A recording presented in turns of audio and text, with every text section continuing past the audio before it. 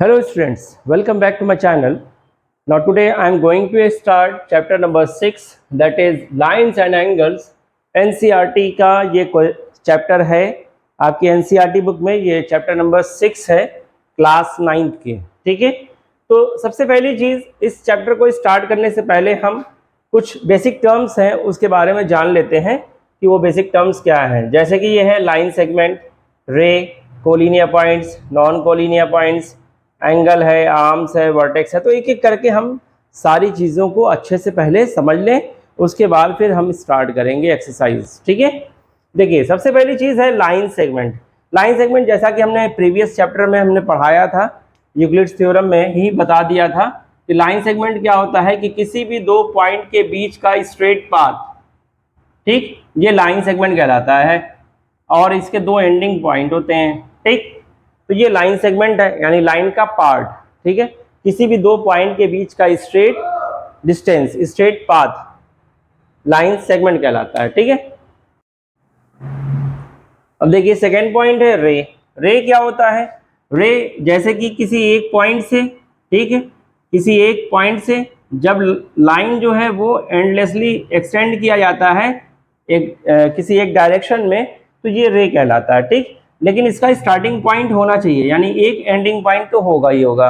जैसे टॉर्च की जो लाइट होती है, टॉर्च की लाइट जब टॉर्च से निकलती है, ठीक, तो ये तो हमको पता होता है कि कहाँ से निकल रही है, बट कहाँ तक जा रही है ये तो नहीं पता होता है, तो वो एंडलेस होता है, वो पता नहीं होता है कि वो कहाँ तक जा रही है। लेकिन फिर भी हम एज्यूम कर लेते हैं कि ये बी तक जा रही है, तो इसको रिप्रेजेंट हम कर देते हैं ए बी एरो से, ऐसे। ठीक है, और ए बी लाइन सेगमेंट को कैसे रिप्रेजेंट करते हैं? A B dash.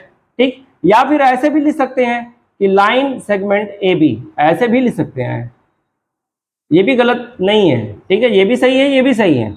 अब जैसे रे है तो आपने यहाँ पे लिख दिया कि रे ए बी। ठीक, तो इस तरीके से भी आप लिख सकते हैं। अब बात आती है कोलिनियर पॉइंट्स की। कोलिनियर पॉइंट्स क्या होते हैं? यानी ऐसे पॉइंट्स जो कि एक स्ट्रेट लाइन में लाई करते हैं, यानी कि ये सारे के सारे पॉइंट एक ही लाइन में सारे पॉइंट्स लाई करते हैं, तो वो कोलिनियर पॉइंट्स कहलाते हैं। ठीक है, यानी सारे पॉइंट्स एक ही लाइन में लाई करेंगे। ठीक, नॉन कोलिनियर पॉइंट्स क्या होता है? जो ऐसे पॉइंट्स जो एक ही लाइन में लाई ना करें, अलग अलग। जैसे देखिए ये क्या है, ये सारे पॉइंट्स अलग अलग हैं, नॉन कोलिनियर्स हैं। ठीक है, मान लो यहाँ पे आ गया, ये इधर आ गया, ये ऐसे, तो ये सारे पॉइंट्स क्या है?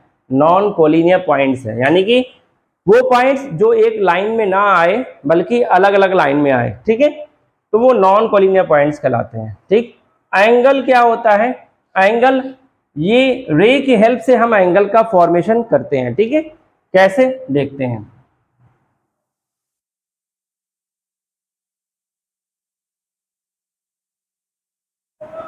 देखिए जैसे कि एक पॉइंट से अगर दो रेज निकलती हो, एक ऐसे निकल जाए इधर की तरफ, ठीक, और एक ऐसे निकल जाए।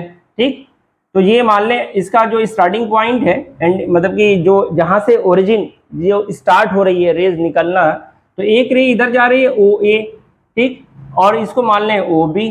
तो जो एंगल इनके बीच, इन दोनों रेज के बीच जो एंगल का फॉर्मेशन हो रहा है, ठीक है, इसी को बोलते हैं एंगल। ठीक, यानी दो रेज के बीच का जो ये है गैपिंग, ठीक है, उसको एंगल बोलते हैं। क्लियर है? तो एंगल किसके बीच बनता है?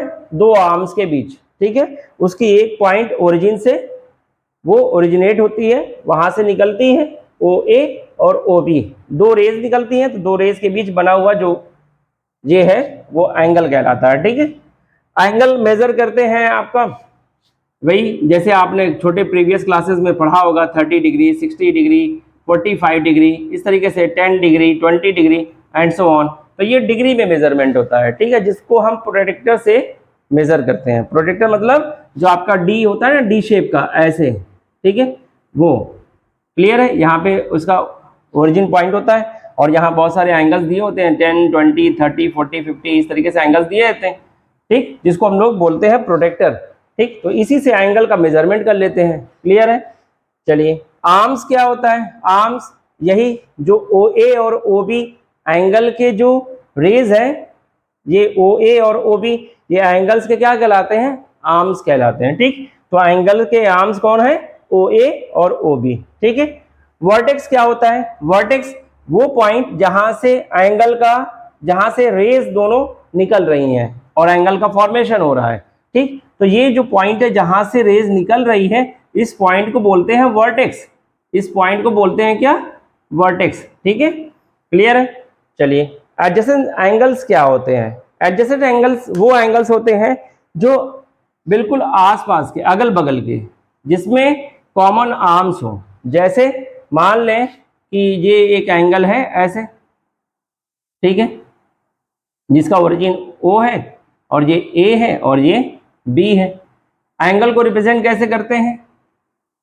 ये एंगल का साइन है, सिंबल है, ठीक है। AOB, या तो आप इधर से रीड करेंगे या तो आप इधर से रीड करोगे, ठीक है। AOB बोले या BOA, वर्टेक्स जो होगा वो हमेशा बीच में होगा। तो एंगल AOB कह लें या फिर एंगल BOA, ठीक है। तो हम क्या कह रहे थे? Adjacent angle. एडजेसेंट एंगल मतलब अगर इसके बीच में कोई लाइन अगर खींच दें ऐसे, तो ये एंगल दो पार्ट में डिवाइड हो जाता है। एक एंगल, मान लीजिए पॉइंट अगर C हो गया, तो अब AOC, कौन कौन सा एंगल? एंगल AOC और एंगल COB, दो एंगल हो गए। एक एंगल आपका ये हो गया और दूसरा एंगल आपका ये हो गया, ठीक। तो ये दोनों आपस में एक दूसरे के एडजेसेंट एंगल कहलाते हैं।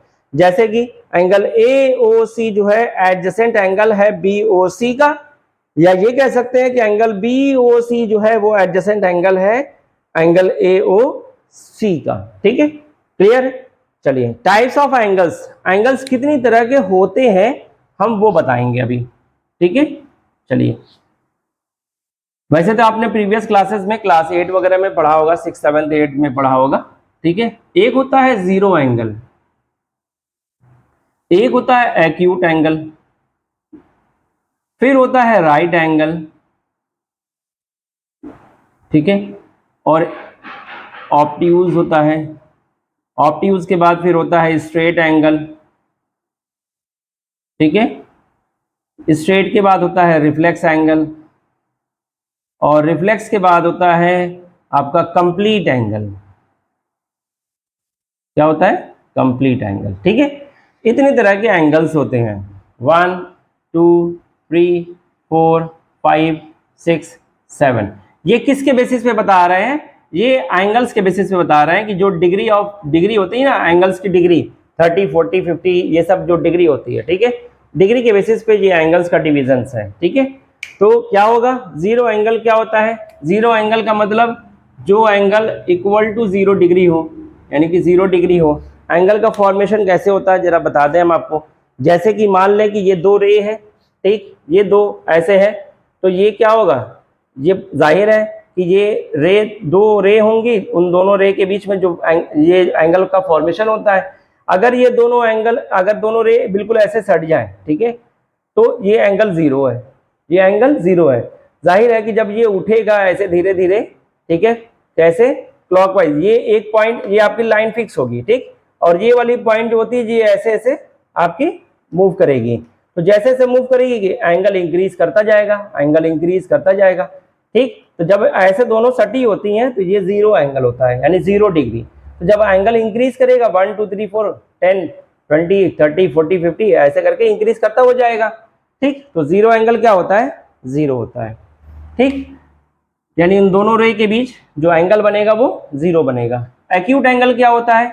एक्यूट एंगल जो 0 और 90 के बीच में होता है। जैसे मान लें ये एंगल है ऐसे, ठीक, तो 0 ये था, 90 ये है, इन दोनों के बीच में ना 0 के बराबर ना 90 के बराबर, यानी इन दोनों के बीच में लाई करेगा, ठीक है, तो वो सारे एंगल एक्यूट कहलाएंगे। तो हम क्या बोलेंगे कि बिटवीन 0 to 90, यानी 0 डिग्री से लेके 90 डिग्री के बीच वाले एंगल्स को एक्यूट एंगल्स के नाम से जाना जाएगा, ठीक है, यानी एक्यूट एंगल बोलेंगे। जैसे मान लें अगर आ गया 2 डिग्री तो एक्यूट एंगल, अगर मान लें 89 डिग्री 89 डिग्री भी एंगल आपके जो है वो 0 90 के बीच में लाई कर रहा है, तो ये एक्यूट एंगल होगा। 50 डिग्री, 40 डिग्री, 60 डिग्री, ये सारे एंगल्स एक्यूट एंगल्स होंगे। क्लियर है? यानी कहने का मतलब ये है,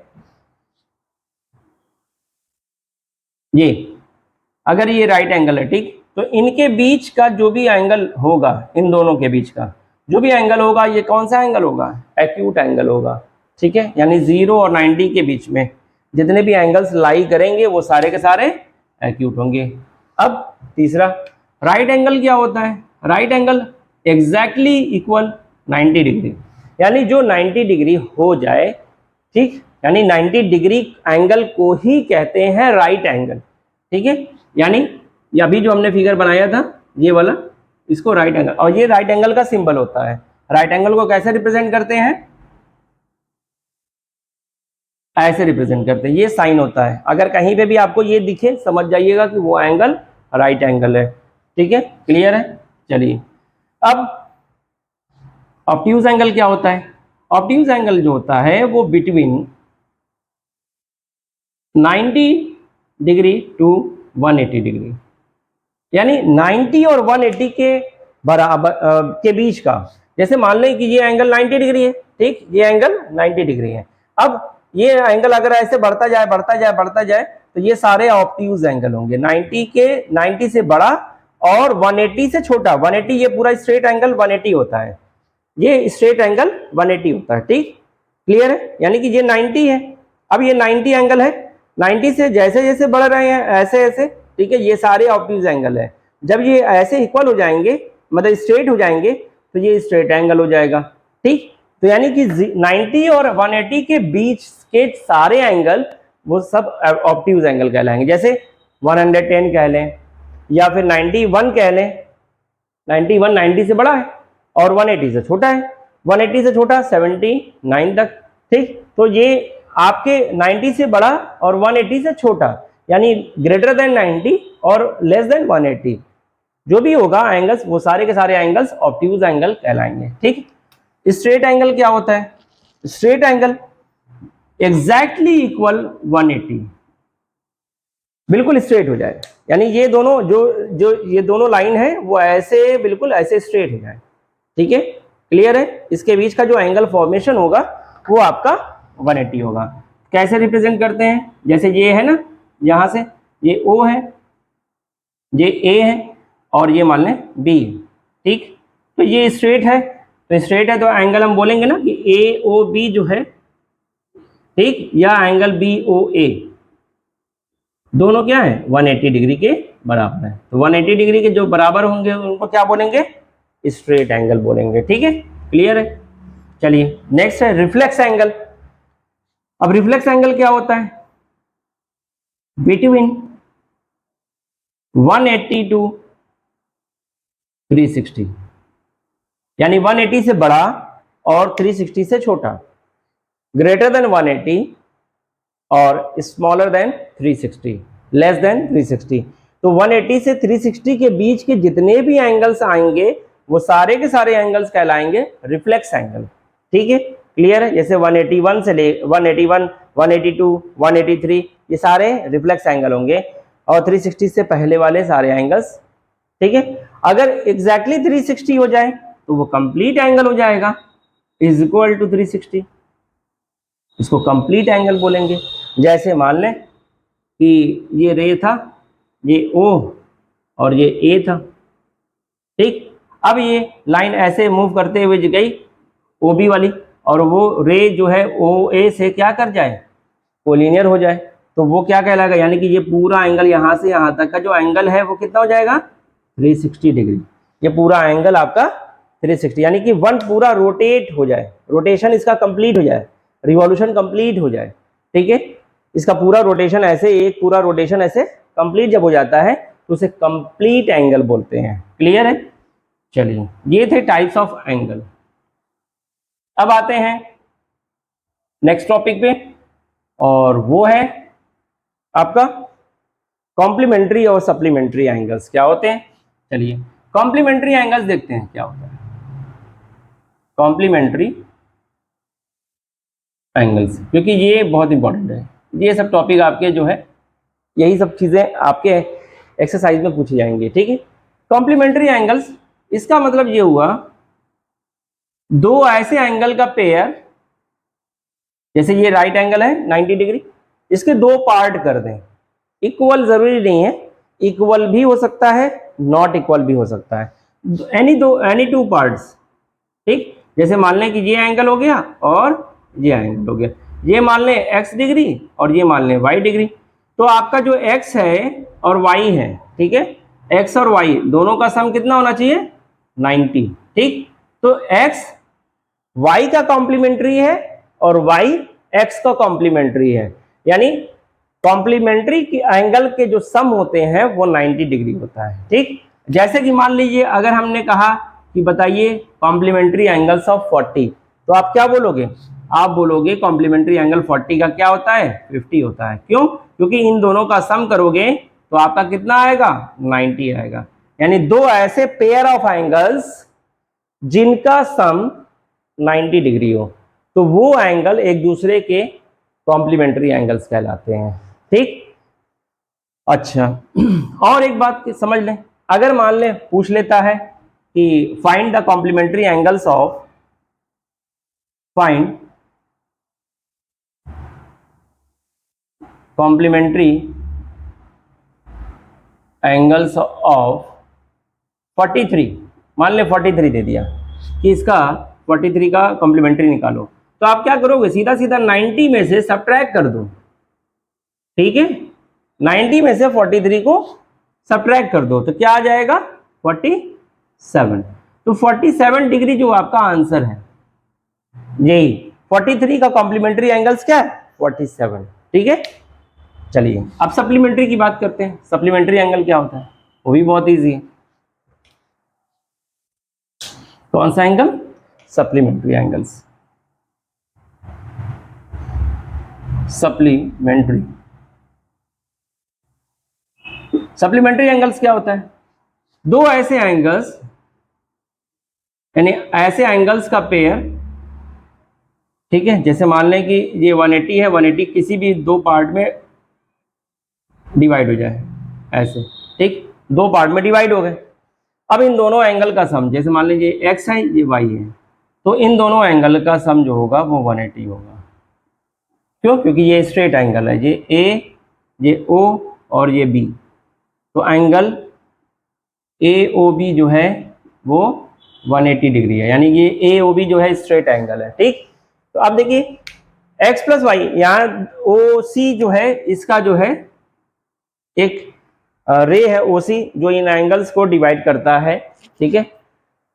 अब इन दोनों एंगल्स का जो सम होगा x प्लस वाई, यानी ये x एंगल है, ये y एंगल से अगर बन रहे हैं, तो इन दोनों एंगल का सम जो होगा वो 180 होगा। यानी कहने का मतलब ये है कि सप्लीमेंट्री एंगल्स दो ऐसे पेयर ऑफ एंगल्स जिनके सम 180 हो, ठीक है। जैसे मान लें कि अगर 70 डिग्री का अगर हमें सप्लीमेंट निकालना हो, सप्लीमेंट एंगल निकालना हो, तो हम क्या बोलेंगे, 110। क्यों, क्योंकि इन दोनों का जब सम करेंगे तो वो हमारा कितना आएगा, 180 आएगा। देख लीजिए 70 और 110 का एडिशन जब करेंगे, ठीक है, इन दोनों एंगल्स को ऐड करेंगे तो 180 आएगा। क्लियर है, यानी ये दोनों आपस में एक दूसरे के सप्लीमेंट एंगल है, सप्लीमेंट्री एंगल्स है। अगर मैं पूछूं कि supplementary of angles, supplementary angles of 70, तो आप बोलोगे 110।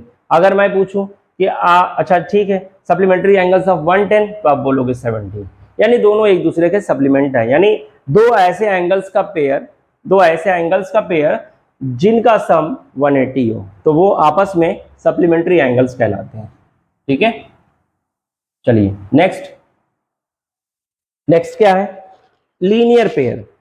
लीनियर पेयर, यही सप्लीमेंट्री एंगल्स को ही लीनियर पेयर कहते हैं, यानी दो ऐसे एंगल का पेयर, दो ऐसे एंगल्स का पेयर जो क्या कहते हैं, linear pair, linear pair, linear pair, ठीक। तो लीनियर पेयर यानी कि दो ऐसे एंगल्स का पेयर जो 180 के बराबर हो। जैसे मान लें कि अगर ये पहला वाला ये एंगल 1 हो और ये एंगल 2 हो, तो एंगल 1 प्लस एंगल 2 जो होगा वो 180 होगा। तो ये लीनियर पेयर है, यानी ऐसे दो पेयर जिनका सम 180 हो तो लीनियर पेयर। लीनियर पेयर मतलब स्ट्रेट, ठीक है, बात वही भी स्ट्रेट एंगल की बात हो रही है। तो लीनियर पेयर मतलब दो ऐसे एंगल्स का पेयर जिनका सम 180 हो। क्लियर है? चलिए नेक्स्ट टॉपिक है वर्टिकली अपोजिट एंगल्स।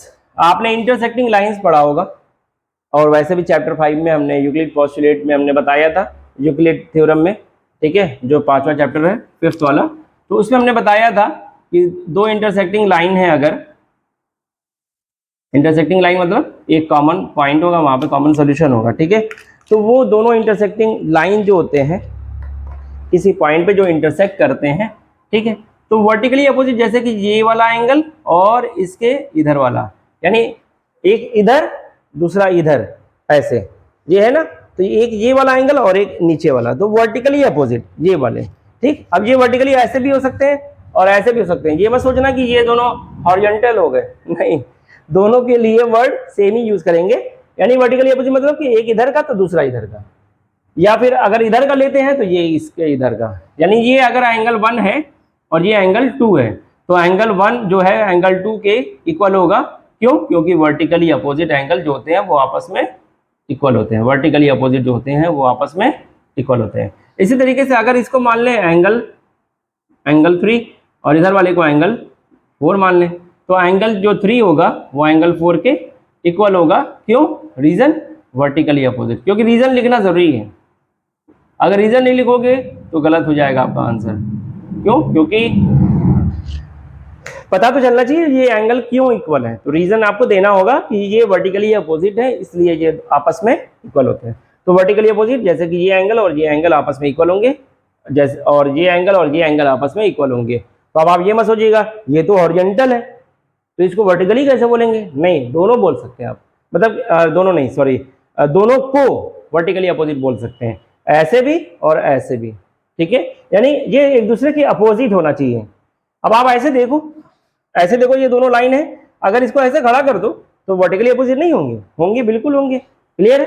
तो ये वर्टिकली अपोजिट है, यानी एंगल 1 एंगल 2 के वर्टिकली अपोजिट और एंगल 3 एंगल 4 के वर्टिकली अपोजिट। तो ये वर्टिकली अपोजिट एंगल जो होते हैं आपस में इक्वल होते हैं, ठीक है। चलिए नेक्स्ट टॉपिक नेक्स्ट टॉपिक है आपका intersecting and non intersecting lines.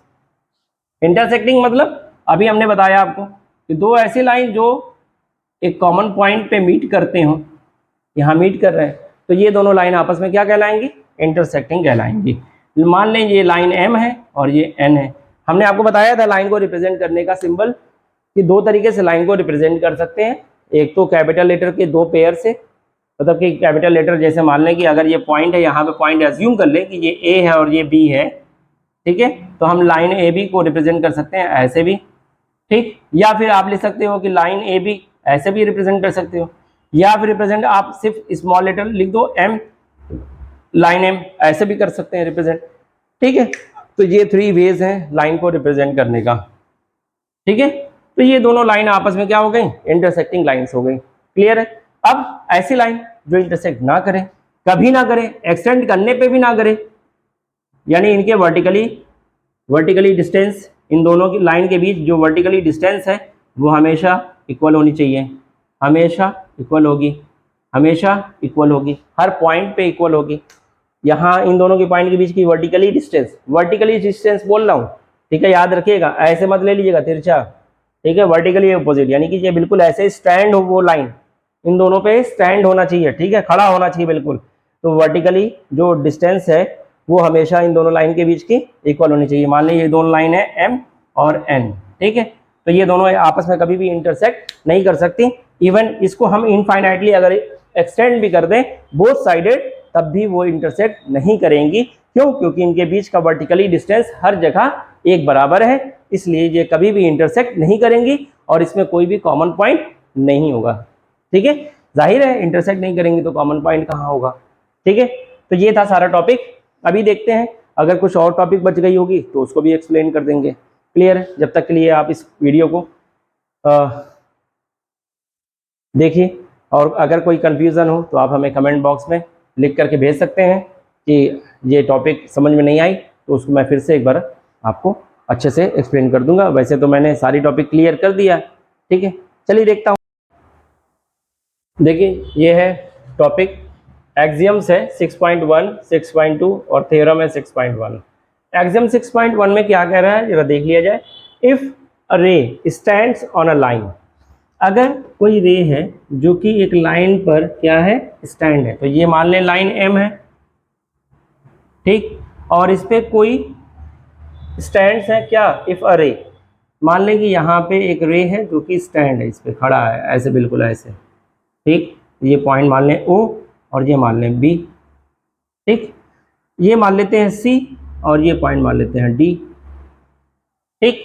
तो इफ अ रे, ये रे OB, ठीक, इफ अ रे stands on a line, line किस पे, CD पे, या M कह लें या CD कह लें, ठीक, okay. Then the sum of two adjacent angles, तो ये दोनों एडजेसेंट एंगल्स यानी कि ये एंगल्स और ये वाला एंगल्स, ठीक। तो sum of adjacent angles so formed is 180। अभी मैंने बताया आपको लीनियर पेयर का एग्जांपल मैंने दिया था कि दो ऐसे एंगल जिनका सम 180 हो, तो वो एंगल्स आपस में क्या कहलाएंगे, एक दूसरे लीनियर पेयर कहलाएंगे, यानी ऐसे दो एंगल का पेयर जो कि 180 के इक्वल हो। दो एंगल्स का ऐसा पेयर जो कि आपस में सम होने पर 180 हो जाए, ठीक, तो इसको कहते हैं लीनियर पेयर। तो वही चीज की बात कर रहा है, लीनियर पेयर की बात कर रहा है। इफ अ रे स्टैंड्स ऑन अ लाइन, ये खड़ी है, खड़ी मतलब बिल्कुल स्टैंड है ऐसे, ठीक है, झुकी नहीं है, स्टैंड है, बिल्कुल खड़ी है। तो ऑब्वियस है कि इधर का एंगल 90 होगा, इधर का एंगल भी 90 होगा, क्योंकि 90 एंगल बिल्कुल स्ट्रेट ऐसे स्टैंड होता है ना, ठीक है। ये एंगल, ये रे और ये रे आपस में क्या होते हैं, ये वाली रे स्टैंड होती है, ये वाली रे पे, बिल्कुल क्लियर है। तो इन दोनों का सम क्या हो जाएगा, इन दोनों का सम 180 हो जाएगा, ठीक।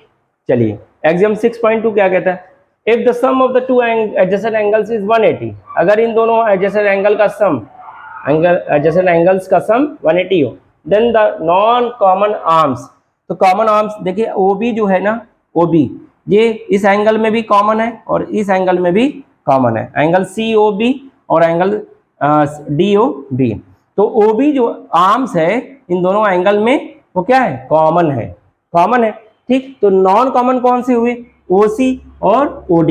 ये OC जो है और OD जो है ये नॉन कॉमन आर्म्स है, non common arms of the angles form a line. तो ये क्या कर रहे हैं, OD और OC ये लाइन ही तो बना रहे हैं, ये दोनों लाइन ही तो बना रहे हैं, एक स्ट्रेट लाइन बना रहे हैं।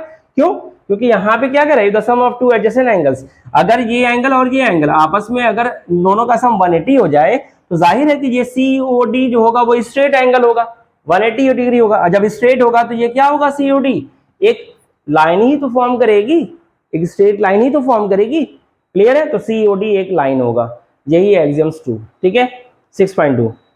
अच्छा अब देखिए थ्योरम 6.1 क्या कहता है, if two lines intersect each other then the vertically opposite angles are equal. अभी हमने जस्ट थोड़ा देर पहले मैंने बताया है कि दो ऐसे इंटरसेक्टिंग लाइंस जो एक एंगल इधर हो और दूसरा एंगल इधर हो, तो ये जैसे मान लीजिए एंगल 1 है और ये एंगल 2 है, तो ये आपस में क्या है, वर्टिकली अपोजिट है। तो वर्टिकली अपोजिट एंगल्स हमने बताया था आपको, क्या बताया था कि आपस में इक्वल होते हैं, ठीक। उसी तरीके से ये भी, ये मान लें एंगल 4, एंगल हाँ 4, चलिए इसको मान लें 3, तो एंगल 3 और एंगल 4 ये आपस में इक्वल होंगे, क्यों, क्योंकि वर्टिकली अपोजिट है, ये तो हमने बताया था, ठीक। तो ये थ्योरम 6.1 में वर्टिकली अपोजिट एंगल्स के बारे में बता रहा है कि if two lines intersect each other then the vertically opposite angles are equal. तो वर्टिकली अपोजिट एंगल इक्वल होता ही है, ये तो हमने आपको बताया ही है, ठीक। चलिए अब नेक्स्ट वीडियो में हम एक्सरसाइज के क्वेश्चंस लगवाएंगे। जब तक के लिए हमारी वीडियोस को लाइक और सब्सक्राइब करना ना भूलें और दोस्तों को शेयर भी करें ज़्यादा से ज़्यादा। Thank you.